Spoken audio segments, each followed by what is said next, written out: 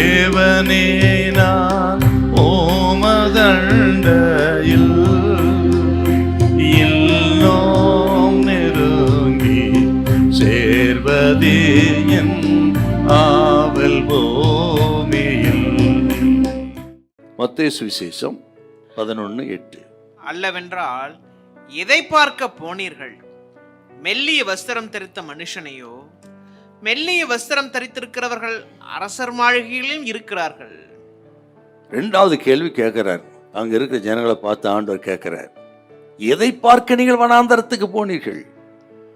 மெல்லிய வஸ்திரம் தரித்தவர்களையோ அப்படின்னு கேட்கிறார். ஏன் அப்படி கேட்டார்னா, யோவான் ஸ்நானகன் மெல்லிய வஸ்திரம் தரித்து ஆடம்பரமான விருந்துகளிலே இருந்து திளைத்து போனவன் அல்ல, ஆடம்பர வாழ்க்கை வாழ்ந்தவன் அல்ல, ஆடம்பர விருந்துகளிலே இருந்து விருந்தும் கதியாக இருந்தவன் அல்ல, ஆடம்பர வாழ்க்கையை பிரியப்படாத, ஆடம்பரமாய் வாழ வேண்டும் என்று எண்ணாத, தன்னை இயேசுவுக்கென்று அர்ப்பணித்து விட்ட, இயேசுவுக்கென்று வழியை ஆயத்தம் பண்ணும்படியாக தன் அடைப்பிலே உறுதியாய் நிற்கக்கூடியவன்.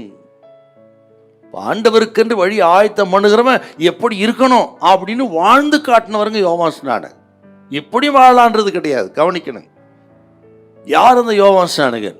அவன் சுய வெறுப்பு உள்ளவன், சுய கட்டுப்பாடு, சுய வெறுப்பும் சுய கட்டுப்பாடும் உள்ள ஆண்டவருக்காக வழி ஆயத்தம் பண்ணினவன் யோவான் ஸ்நானகன். உணவிலே எளிமை, காட்டுத்தேனை புசித்தார். உடையிலே எளிமை, ஒட்டகமயிர் உடைய தரித்திருந்தார். இருப்பிடத்தில் எளிமை, வனாந்தரத்தில் வாழ்ந்தார். இப்படி வனாந்தரம், ஒட்டகமயிர், காட்டுத்தேன் அப்படின்னு சொன்னா என்ன அர்த்தங்க? அதுக்கு நமக்கு சுய கட்டுப்பாடு வேணும்னு அர்த்தம், சுய வெறுப்பு வேணும்னு அர்த்தம். அப்படி வாழ்ந்தவன் யோவான் ஸ்நானகன். நம்மெல்லாம் இன்றைக்கு ஆடம்பரத்துக்கும் ஆடம்பர விருந்துகளுக்கும் ஆடம்பர உடைகளுக்கும் அடிமையாயிட்டோம். நம்ம இன்னைக்கு கிறிஸ்துவம் அப்படிதாங்க இருக்குது. இன்னைக்கு இந்த கேட்கிற கத்தரி பிள்ளைகளே, அதுலேருந்து ரிலீஸ் ஆகணும். நான் இப்படி சொல்றதுனால இப்போ ஒரு தரித்திர போல இருக்குன்னு அர்த்தம் கிடையாதுங்க.